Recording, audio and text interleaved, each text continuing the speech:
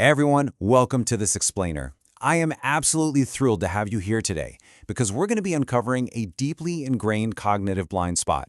It's this mental trap that, well, pretty much all of us fall into on a daily basis, usually without even realizing it. But by the time we wrap up today, I promise you're going to see the world and, honestly, the very words you used to describe it entirely differently. Okay, let's dive right into this. Be honest, have you ever felt like you were being personally targeted by something completely abstract? Like time is actively running away from you, or that the economy woke up today and just decided to ruin your personal finances. It's okay, we all do it. We talk about these completely abstract concepts as if they're living, breathing things that literally have it out for us. There's this fantastic quote from Philip K. Dick that goes, "Reality is that which, when you stop believing in it, doesn't go away." And that sets up our core theme for today perfectly. Basically, there is this massive tug-of-war happening between objective reality and the powerful illusions that our own minds create to try and make sense of the world. To really understand this blind spot, let's look at Section 1, Reality versus the Mind, the Worldview Filter. And this brilliantly illustrates exactly how we do this. Our foundational text points out that our minds don't actually experience reality directly. Instead, we filter it through our existing beliefs. The source material tells this great little story about three baseball umpires discussing how they call pitches. The first one says, "I call them as they are." So, that's objective truth. The second umpire says, "I call them as I see them." Okay, that's subjective truth. But the third umpire? He says, "They ain't nothing until I call them," which is constructed truth. And the big problem for us is that we constantly confuse our subjective or constructed truths for actual objective reality. Because we rely so heavily on these subjective filters, the author shares this wild discovery from a psychological test he took early in his counseling career. Get this, humans lie to themselves up to 85% of the time. Seriously, 85%. Your mind is aggressively filtering the thoughts that even enter your consciousness, and that massive gap between what's actually happening in the real world and what your mind tells you is happening, well, that is exactly where self-deception takes root. So what happens when our mental map starts drawing monsters that aren't actually there? Let's pivot to Section 2, the trap of reification, a glitch in the matrix. So, what exactly is reification? Well, the definition we're working with here is the cognitive process of treating an abstract concept or idea as if it were a concrete, physical entity with inherent agency. To put it simply, it's when we take a completely abstract idea and we accidentally give it a body, a mind, and a deliberate agenda. We literally do this all the time in everyday speech. We confidently declare things like, "Time marches on," or "Culture dictates our behavior." We'll say, "The economy decides the fate of nations," or that "justice will prevail." We playfully personify these concepts as if they're, Greek gods sitting up on Mount Olympus, plotting with deliberate intent and actively pulling the strings of our lives.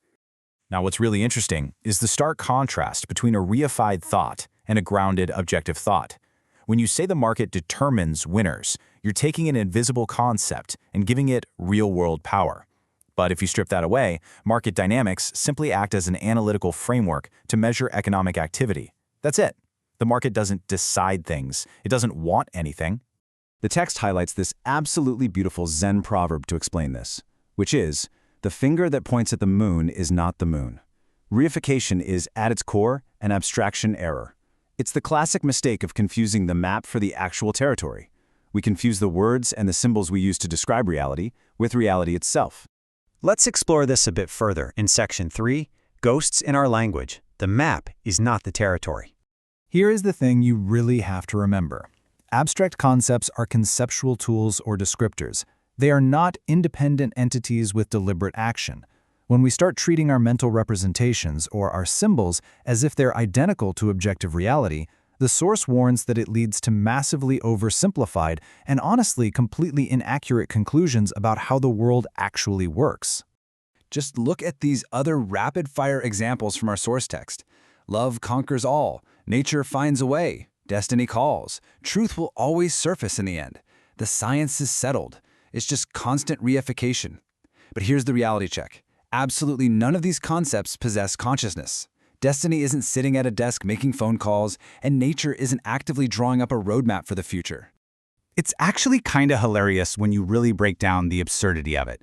We essentially picture the economy as this grumpy guy in a suit sitting in a boardroom somewhere, actively trying to figure out how to ruin your specific Tuesday. When in reality, it's literally just a statistical measurement of millions of human beings trading goods and services. I promise, it doesn't hold personal grudges against you. Which brings us to Section 4, reclaiming your personal agency, dropping the magical causality. Because, recognizing this cognitive error isn't just some fun philosophical exercise.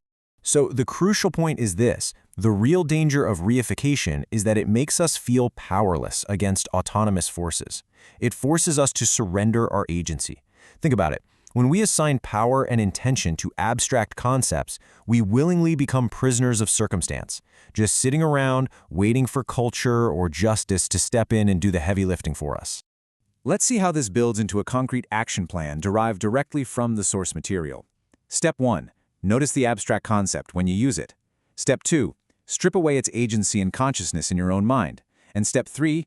Treat it simply as an analytical framework. Use it as a tool, not an autonomous force. The text advises us to basically think like a scientist. You have to ground your thinking in observable evidence and logic. By dropping the magical causality, this idea that invisible forces are pulling the strings of reality, you can replace reified thinking with practical, real-world action that you actually have control over. To wrap this all up, if we want to live a grounded, good life, we have to drop our distorted worldview. Accept reality as it actually is, not as your mental map draws it. Challenge those automatic thoughts. Stop arguing with what is. And ultimately, reclaim your personal responsibility. You are the one acting, not the abstract concepts swirling around you. Which leads us with one final, pretty provocative question. If time, the economy, and destiny don't actually have the agency or the consciousness to control your life, who does? The answer is you. You have the agency. Thank you so much for joining me on this explainer, and remember to always question your mental map.